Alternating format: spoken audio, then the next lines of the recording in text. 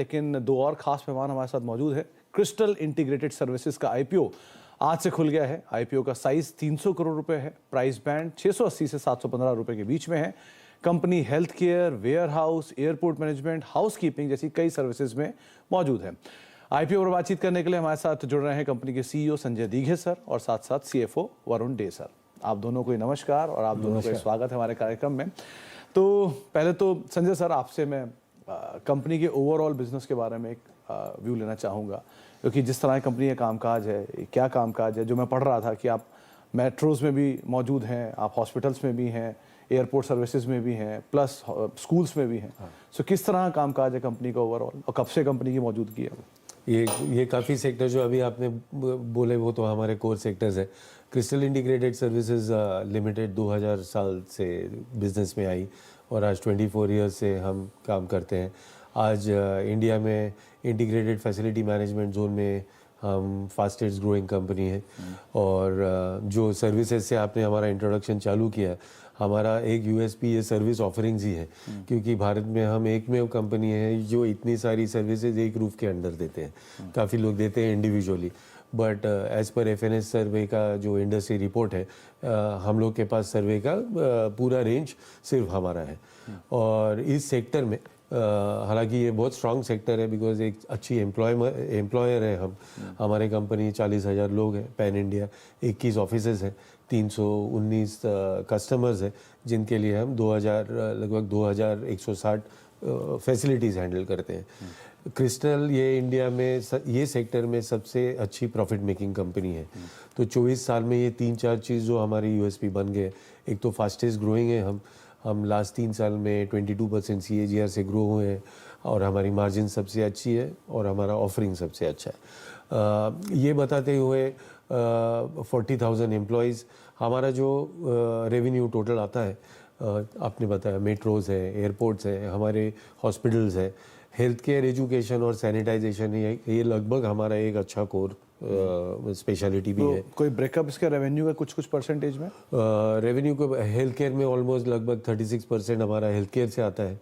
और बाकी IFMS से आता है। हेल्थ केयर में ज़्यादा करके पूरा बंडल सर्विसेज रहती है और बाकी उसके बाद IFMS में हेल्थ केयर है, उसके बाद एजुकेशन में, और बाकी फिर कॉरपोरेट अलग अलग एयरपोर्ट्स, रेलवेज़ में भी हमारी काफ़ी अच्छी प्रेजेंस है। और आगे जाते हुए भी ये होगा। 70% गवर्नमेंट में काम करते हैं, 30% कॉरपोरेट में है हमारा। और भी एक मजबूती ये है, और जो IPO लाने के लिए कॉन्फिडेंस भी कंपनी में होना चाहिए। वो कॉन्फिडेंस हमारे कॉरपोरेट कस्टमर की लॉयल्टी में से आता है। आज भी हम बिलीव करते हैं कस्टमर इज़ द किंग। 2 दशकों से है फिनिक्स मिल हमारे यहाँ पे, और there with us since last 20 years. HDFC bank 15 years. कुछ कस्टमर है, ऑलमोस्ट 17% जो हमारे कॉरपोरेट साइड के कस्टमर्स हैं जो लॉयल है, 10 ईयर्स से आगे है, 17% है जो लॉयल कस्टमर्स हैं। तो ये टोटल ये जो इंटायर रेंज है, ये हमको काफ़ी मजबूत बनाती है।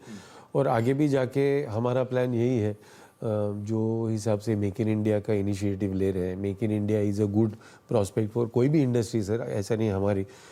Make in India, supply chain management, फिर वेयर हाउसेज जो आपने नाम लिया, इस पे भी हमारा बहुत फोकस आने वाले 3 साल में है, क्योंकि मैन्युफैक्चरिंग यूनिट नए आ रहे हैं, कुछ एग्जिस्टिंग है वो कैपेसिटी बढ़ा रहे हैं, कुछ JV के दौर लाइन से आ रहे हैं। तो एक तो मैन्युफैक्चरिंग यूनिट सिटी से बाहर 60-70 किलोमीटर्स रहते हैं, उनकी सर्विसेज भी अलग लगती हैं। जो आज इस बिल्डिंग को स्टैंड अलोन मेरी है, जो मैन्युफैक्चरिंग में ज़्यादा टेक्निकल थोड़े स्किल्स ज़्यादा लगते हैं, तो उसकी बिलिंग प्रोपोर्शन भी हम एस्टिमेट करते हैं कि अच्छी रहेगी, मार्जिन प्रोफाइल भी अच्छी रहेगी। तो और गवर्नमेंट में तो हेल्थ केयर और एजुकेशन सेक्टर में आते हैं हम बहुत चूज़ी हैं कि टेंडर्स तो रोज़ आते हैं, but we have a research team, we have a pan India presence. तो हमारी एक स्टडी रहती है, और ओवर द 20 ईयर्स हमारी प्री क्वालिफिकेशन काफ़ी मजबूत है गवर्नमेंट में। तो सोच समझ के, अगर अच्छा बजट है, अगर मार्जिन प्रोफाइल अच्छी है, तो ये हम लेते हैं, ना कि सिर्फ काम करने के लिए। अभी जो IPO आ रहा है, वरुण सर आपसे सवाल है कि IPO जो आप लेके आ रहे हो 300 करोड़ रुपए का, इसमें कुछ हिस्सा OFS है, कुछ हिस्सा फ्रेश इशू है। OFS आपका 125 है। और तो OFS में कौन एग्जिस्टिंग इन्वेस्टर या प्रमोटर में हिस्सा निकल रहा है? देयर इज नो डाइल्यूशन, कोई डाइल्यूट नहीं हुआ। तो पूरा प्रोमोटर में वो 125 सीआर जाएगा। और जो फ्रेश इशू है, फ्रेश इशू 175 सीआर है। उसका प्लान ये है, 100 इज माय वर्किंग कैपिटल के लिए मैं प्लान करके रखा है। 10 crore we have planned it for repayment of our term loan, okay, एक डेट है। और 10 करोड़ मेरा प्लान है फॉर आगे जो बिजनेस आएगा उसके लिए कुछ कैपेक्स का मेरा प्लान है, तो उसी लिए वी हैव एलोकेटेड दैट 10। कोई एग्जिस्टिंग साइट्स हैं जिनके ऊपर आप काम करने जा रहे हो या कोई नई साइट्स चुन रखी है नहीं, गोइंग फॉरवर्ड। Going forward. तो अभी का जो सिचुएशन है उसके हिसाब से, सर भी बता रहे हैं कि पैन इंडिया प्रेजेंस है, सो कौन कौन से नए एरियाज जिनके ऊपर आप काम कर रहे हो, कौन कौन से नए एरियाज जिनको आप एक्सप्लोर कर रहे हो? एक तो एयरपोर्ट है जो Mister Sanjay has already told, एक एयरपोर्ट है, रेलवे है, दैट इज देन टेम्पल है, टेम्पल टूरिज्म इज ऑल्सो एक नया मेरा वर्टिकल है, that we also exploring that part. So वो एक थिंग है। एग्जिस्टिंग जो चेन्नई में मेरा एक, तमिलनाडु में मेरा एक मेडिकल यूनिट, मेडिकल फैसिलिटी है, तो उसको आड़क दूसरा स्टेट में भी वी स्टार्ट रेप्लिकेट करने का कोशिश कर रहा हूँ। Okay. सो उसमें ये टेंडर का भी प्रोसेस स्टार्ट हो गया, वी हैव L1 भी आ गया, तो आई थिंक एक बाय 31 मार्च का पहले ही कुछ वर्क ऑर्डर मिलने का कोशिश है मेरा। तो संजय सर, अभी के हिसाब से अगर मैं जोग्राफिकल वाइज देखूं तो कोई एरिया स्पेसिफिक है जहां आपकी मेजर प्रेजेंस है? 1, 2, मार्जिन प्रोफाइल किस साइड पर ज़्यादा होता है? आप कौन से, क्योंकि आप हॉस्पिटल में भी हो, टेम्पल में भी हो, रेलवेज में भी हो, गवर्नमेंट में भी हो, प्राइवेट में भी हो, सो मार्जिन प्रोफाइलिंग कैसे होती है इसमें? Good question.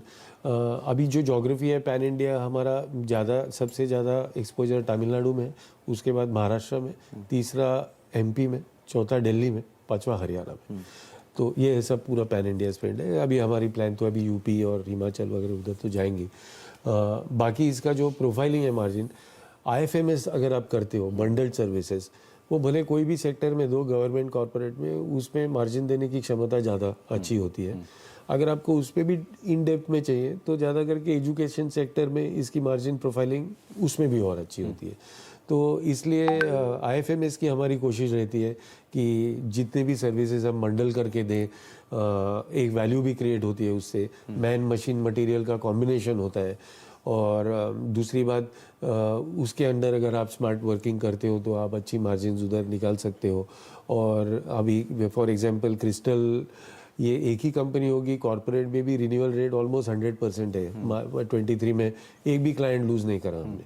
तो वो इसलिए कि एक तो सर्विस ऑफरिंग ये IFMS की बंडल सर्विसेज जाती है, उसमें एक अच्छी प्रोफाइलिंग है। गवर्नमेंट में भी हम फोकस ही काम करते हैं, हेल्थ केयर, एजुकेशन, उसमें भी एजुकेशन में मार्जिन थोड़ी प्रोफाइल अच्छी है। ओके। हालांकि as I am saying you, बहुत जमीन आसमान का फर्क नहीं है, but yes, if I have to answer that question, ये सेक्टर्स में मार्जिन अच्छी है। ओके। तो मैं आपसे और बात करता है, समय का मेरे पास अभाव है, लेकिन आप दोनों का ही बहुत बहुत शुक्रिया, आप दोनों यहाँ आए। उम्मीद करता हूँ बढ़िया फ्लोट रहेंगे और आगे लिस्टिंग पे आपसे हम दोबारा बातचीत करेंगे ही। लेकिन बहुत बहुत शुक्रिया सर हमारे साथ मौजूद रहने के लिए और बातचीत करने के लिए। एक बार वापस जाने से पहले वो IPO का जो अपडेट है लेकर आइए कि किस तरह से IPO की तमाम डिटेल्स हैं, बेसिक डिटेल्स आपके सामने। आज से जो ये IPO है खुला है, बंद होगा ये 18 मार्च को, हाँ 18 मार्च को, और प्राइस बैंड 680 से लेकर 715 रुपये इसका प्राइस बैंड तय किया गया है। मैनेजमेंट को आप सुन ही रहे हैं, आधा कुछ हिस्सा OFS है और कुछ हिस्सा फ्रेश इशू है। 300 करोड़ रुपए के आसपास का टोटल IPO है। 125 करोड़ का OFS है और बाकी 175 करोड़ रुपए का फ्रेश इशू है। बहुत बहुत शुक्रिया सर हमारे साथ मौजूद रहने के लिए और बातचीत करने के लिए।